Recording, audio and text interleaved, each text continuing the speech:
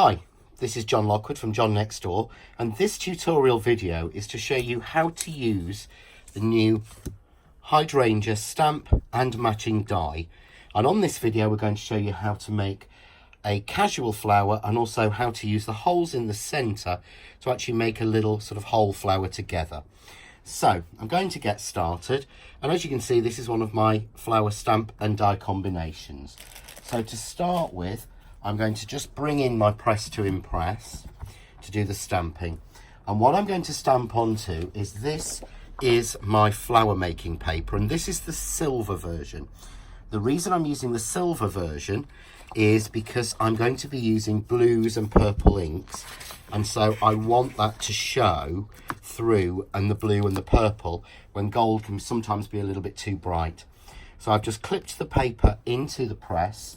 I'm now going to use one of the Press to Impress templates. Because my stamp isn't clean, I never keep my stamps clean, it gives me a good impression.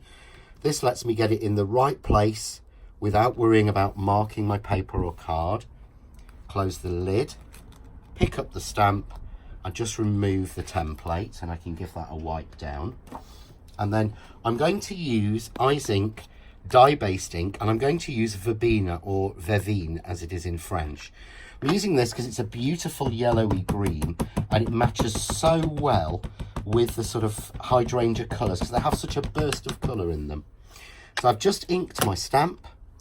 I'm going to put my lid down and give it a gentle press just to get the impression.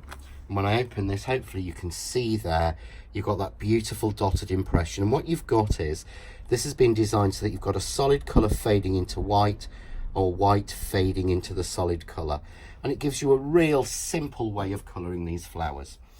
So normally I would stamp another one or three more to utilise the paper properly. But on this occasion, as it's a tutorial, I'm just doing one. So I'm going to move that out of the way. As you can see here, I've got the stamped image and I've got these two little corners that I inked, little triangular ones, and they're very important. What I'm going to do is then take the die and I'm going to match those corners, checking that the design matches. So match those two corners, corner to corner, make sure it's nice and even, and then simply going to tape the die down. And you must make sure you tape this down securely in at least two places. So I'm going to pass this through my die cutting machine now, and I will show you the result. But what I'm going to do to speed things up, I'm going to pull in some that I made earlier. And again, I've got these on one of the templates, which just makes it easier for inking. So when you've actually cut them, you'll get 9 separate pieces with the stamping all the way to the edge and the beautiful colour. And if you can see, hopefully on the video, you even get the lines embossed. Even though this is a 120 GSM paper, you get the lines embossed that are on the die as well. So I'll just pull this one out from the die machine, just so that I can show you how they actually cut. So just pop out a couple of them. Never come out easily. There we go. So fall out this time. Just take 4 out to start with. But you can see there, using the matching die and the stamp, they have cut perfectly with everything in the right place. So what we're going to do now is to colour these. And I drew this based on a hydrangea that I had in my living room at the time. And it was very much green, sort of purples and blues. So I'm going to use the Outremer ink from Eyes Ink, again a dye-based ink, and the Cassis. So starting with the Outremer, I'm going to swipe just a little bit on, very roughly. I'm not going all the way to the edge, I'm just going from the middle, and I'm just colouring almost out. And that mixes beautifully with the green, so I get that greeny blue mix. So just going to do a couple more, just so I've got some of each size done. There we go. Let's just do that one there as well. Okay. So next I'm going to take then the Cassis, and I'm just going to add this to the edges so that I get that green going purple, or that green, should I say, going blue, then going purple. There we go. And where it mixes over the top, I get a beautiful mix, but hopefully you can see I get that real mix of blues and purples that I would see in a hydrangea flower. So just going to do a couple more so I've got enough. As I said, I'm going to show you 2 different ways on this video, and I'm not being careful with it, but I need quite a few for what I'm going to be doing. I have got some prepared though, so let's just get this last couple done. There we go. Now, the first way I'm going to show you how to do this, pop my ink away, is just by creasing them roughly. And this is how I would do a bunch together. So it's how I would put a few together if I wanted to make a sort of like a bunch of hydrangeas or a floral display. And all I'm going to do is just crush and sort of fold in and crinkle each petal, if you can see there, just to give them a little bit of life. I'll do one of the smaller ones, so just folding it in, very simple. And again, you can sit in front of the TV at night and do this, it works so easily. But you can see how they start to work together. So let's hold those 2. I'm going to bring those out, and I'm going to bring in a card base that I've already started. So this is one I've made using my elderflower, the ferns. I've used a circle of card and my with love sort of sentiment on there. And what I've got is, I've got a collection of all of the different sizes that I've made. And hopefully on here you're seeing that silvery glow come through, which just adds a warmth to it. Now, for speed, I'm going to use a hot glue gun. So I'm going to start by gluing on one of the large ones. And then I'm just going to keep grouping these round. So what I'm doing is making sure that they're not in clear space. They're actually overlapping each other.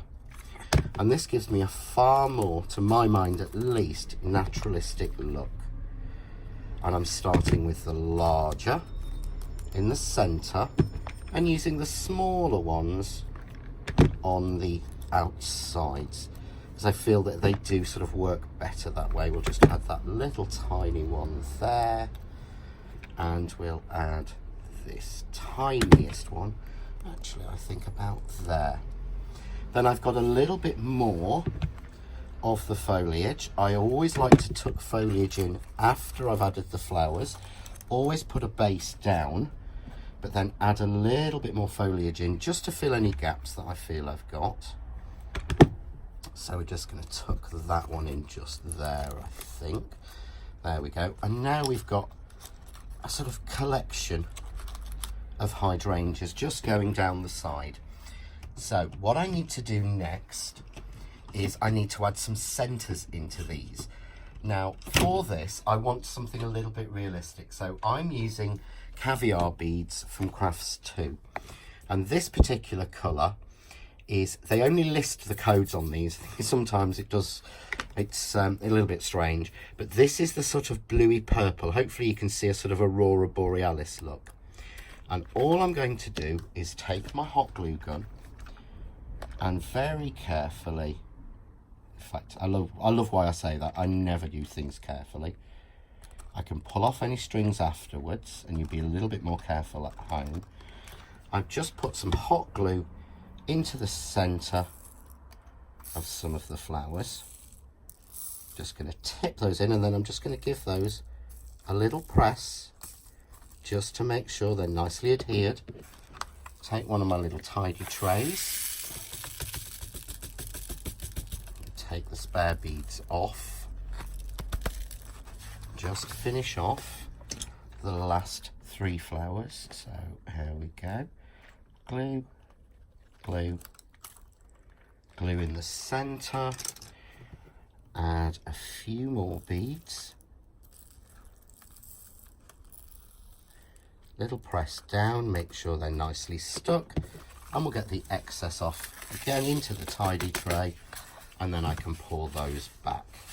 So that's the first way that you can use the hydrangea, and that's using the stamp and die together to give you a beautiful sort of arrangement. Because we've used the flower paper, I can really play with those petals and get that look of a sort of hydrangea or an alternative flower work together. So that's option 1. For option 2, I'm going to bring back the pieces that I had earlier and do the similar thing. I'm just going to curl all of these. And what I'm going to do this time is layer a flower up. So let's just get a few more of these actually folded. Hopefully you can see I'm just kind of crushing them, just so that I've got that little bit of movement in there. You can use a ball tool if you want to on here. So you can use a ball tool to actually stretch them or stroke them to actually make the sort of petals blouse up or whatever you want. But I find this gives me a naturalistic look for this. There we go. So I've got there 1, 2, 3, 4, 5, 6, 7. So I'm just going to place them in size order. There we go. And I'm going to take some stamens. Now these are some stamens that I've just bought, and it's got a little collection of stamens and it's on a wire, which is a lot easier. So I'm going to take these and go straight through the hole in the middle and just feed that first petal up. You may find the hole on the first one's a little small, but there we go, groups like that. I'm then going to take a little bit of hot glue, and you can use a silicone glue or a PVA glue, but the hot glue grabs quicker. Just in there, and I'm going to take the next size and I'm just going to pull that one up into place and clasp that round. There we go. That will just secure them. I'm then going to take the next size and pull that one on. I'm going to take the next smaller one as well and put that on, rotate it round. You can see there it's starting to build. So again, 2 layers on, a little bit more glue just to seal that. I'm going to add another layer. You can see, yep, that's another layer on. I'm going to add a little bit more glue and add the larger layer. And I'm finally going to add the largest layer, offsetting it. Just grab all of the petals in my hand like that and just add hot glue on the end to seal it. Now what I would normally do is make a little hook with this end so that I can hang that up to dry, but we'll show you at the minute. There we go. So that's actually how I would make a layered hydrangea. And you can of course just use, as I've done here, plain. This is the silver crystal and this is the card 300 GSM. So there you can see a lot more of the lines coming through, but it gives you lots of different options. So I'll bring in the original. So we've got the stamped and just arranged loosely. We've got the white, and then we've got the sort of picked together one. And the other option, you'll see some more at the beginning and the end of this video of pictures of this card, of this die made up, should I say, of cards with this die made up. You'll see where I've stuck them all to a polystyrene ball to make them into a full 3D hydrangea. But there's loads of different options.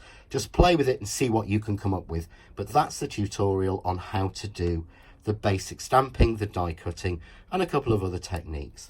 For more ideas, hints, tips and inspiration, please visit the John Next Door Facebook page.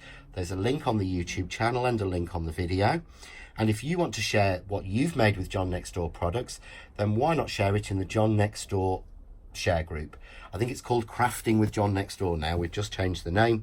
So in there's loads of hints, tips and inspiration from loads of people out in the crafting world. But for now, enjoy.